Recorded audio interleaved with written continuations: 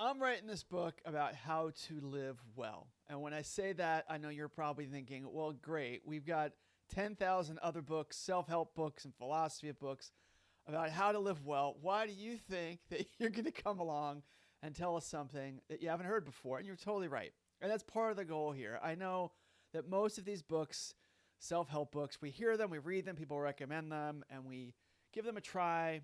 And maybe they feel fun and useful while you read them. But then a month or two later, you come back around and you're like, I still need help. The self help book did not help me enough. And these books are often kind of shallow. They can be repetitive and too long.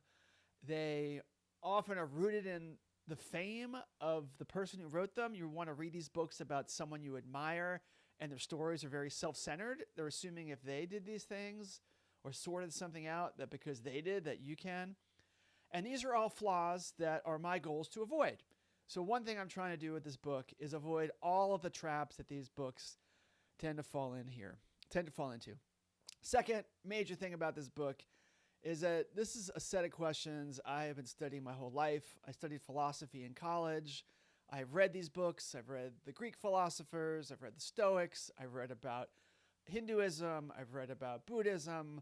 It's been just an interest for me of trying to live well. And now that I am, let's say, late middle-aged, I have a lifetime of perspective about not only my own life, but these books. And the goal for what I am writing is to condense all of that down and take the stuff that's been the most useful, regardless of where it comes from, what culture, what religion, or what philosophy, and offer it to you in advice that I think is really practical and useful.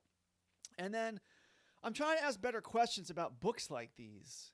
That why don't we have all these bits of advice and platitudes, be kind, or fortune favors the bold.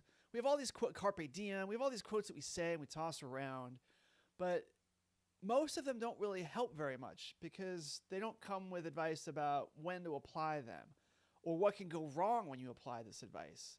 And so I'm trying to get at the roots of why advice like this, what function do we hope that it serves, and how can you construct a book that explores advice and wisdom in a way that is far more honest.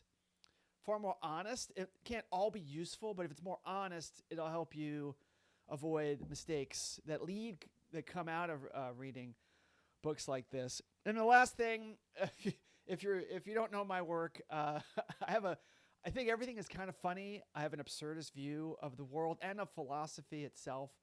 And so a lot of what I am trying to do is use my own life experience and humor to poke holes and make fun of why these things go wrong and make philosophy and self-help a fun, relieving experience instead of one that's boring or makes you feel pressure or makes you feel like you are not good enough for not living up to the ideals and the pressures and promises that many of these books push us to try to believe in.